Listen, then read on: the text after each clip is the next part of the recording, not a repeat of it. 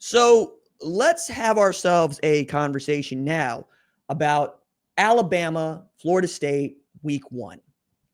This one got a lot more spicy, got spicier last month when Tommy Castellanos told Pete Nakos at On 3 he can't wait to play Alabama. He's always wanted to play Alabama. And since he transferred from Boston College to Florida State, he's been aching to play Alabama.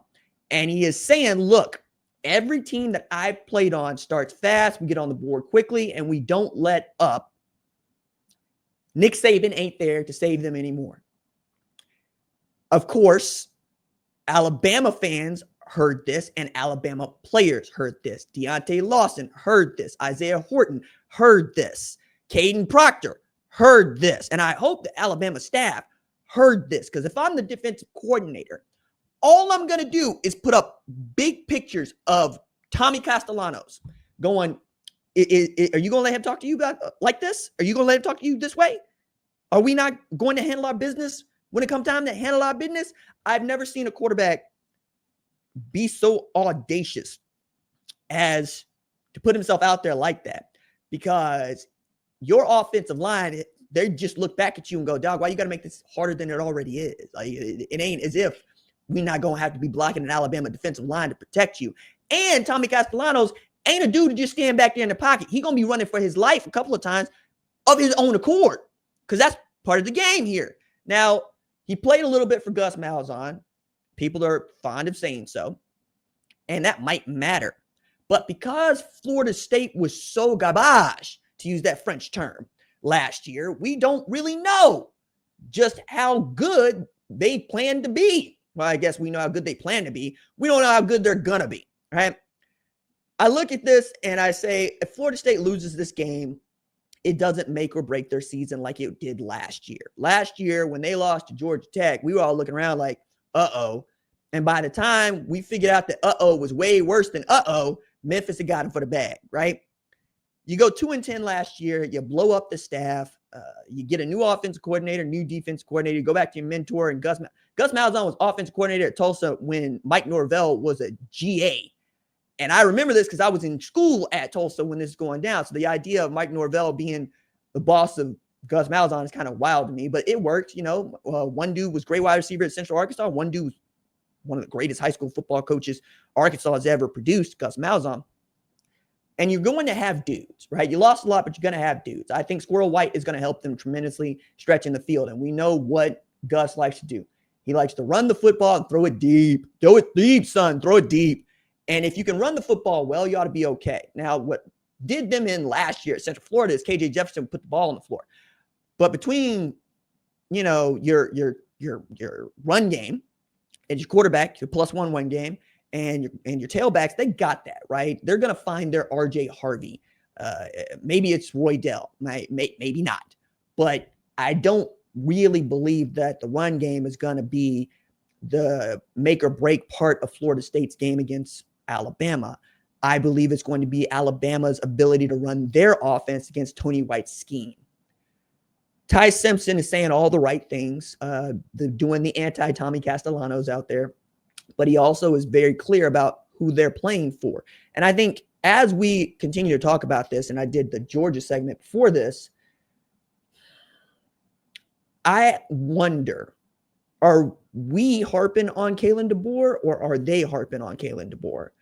Because the idea that you would need to continue to tell us that Nick Saban is no longer the head coach of Alabama Crimson Tide some 18, 19 months after he retired ain't exactly screaming confidence, right?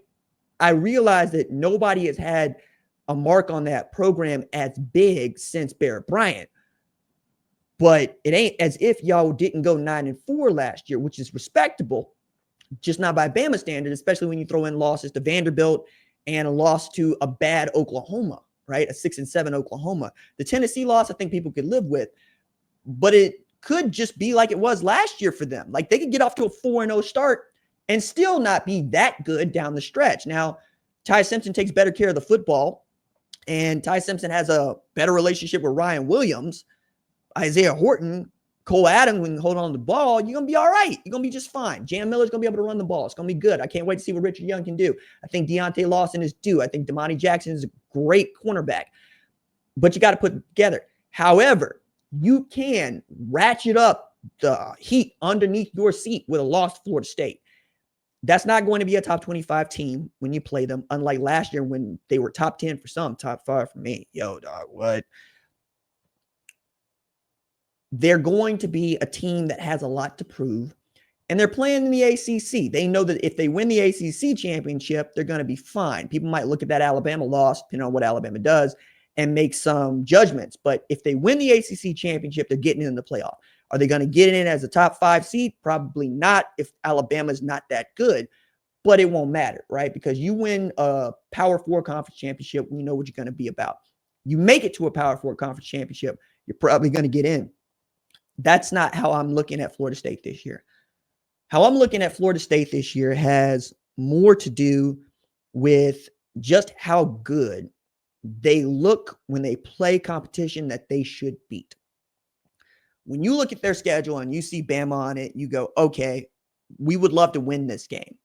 But if you look at the rest of the schedule and you ask questions up and down it, that's not boding well. Like, we should not be able to look at Florida State's schedule and circle more than 2 losses in any given year. They've shown that during the Bobby Bowden era, during the Jimbo Fisher era, and frankly, up until last year in the Mike Norvell era. Just last year happened to be the worst season that Florida State football had played basically since it started playing Division I football. It's a long time ago. It's been real hard for you to look back at them and say, hey, is this the worst team that we've seen since the 70s? Yeah, probably. You can make an argument for the 50s, depending on how you want to do the fuzzy math of FBS, Power 4, ACC, SMU coming in right away and running straight through the ACC into the ACC championship game, doing enough during the regular season, and apparently in that loss to Clemson to justify the selection committee putting them in there. I'm also getting around to this idea that we should probably eliminate the selection committee, but I also understand that eliminating the selection committee leaves it up to this 4 + 4 + 2 + 2 + 1 + 1 format that I think everybody kind of hates. And also takes some of the fun of being a human being out of this. Like, the one time that we thought they got it wrong was Florida State goes undefeated. They lose Jordan Travis to injury, and they get bumped for Nick Saban in Alabama in the last 14 playoff. Had Nick Saban been Kalen DeBoer that year, are we sure that Florida State gets bumped? No. Your job is to make sure that you can win that argument this year. That's what you're thinking about if you are Florida State. I think resounding win against Alabama would do a lot for that, but I'm more interested to find out what Alabama fans are going to think if they lose this game, even if it's close, to Florida State, because you know that you got to play better teams than Florida State the rest of the way, and that's just the way it is. The SEC is just that much stronger. There's not an easy schedule in the SEC. If anything, there's more difficult schedules in the SEC, and that is their argument. We're playing 8 conference games as opposed to 9 like everybody else.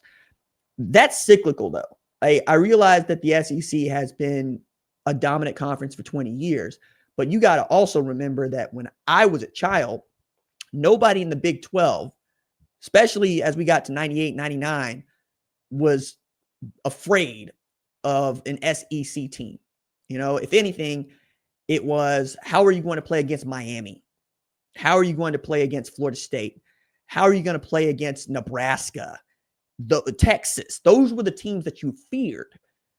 Here of late, we got to see that the Southeast cares more about its college football than any other region in this country.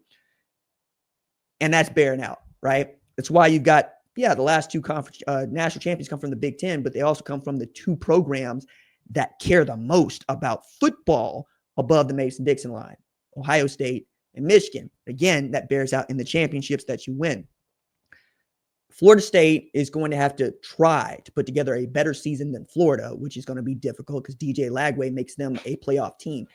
They're undefeated at Florida when DJ Lagway starts and finishes the game, 6-0. That's not insignificant, right? That's a nice sample size. Miami expects to be there once again at the end with Carson Beck at quarterback.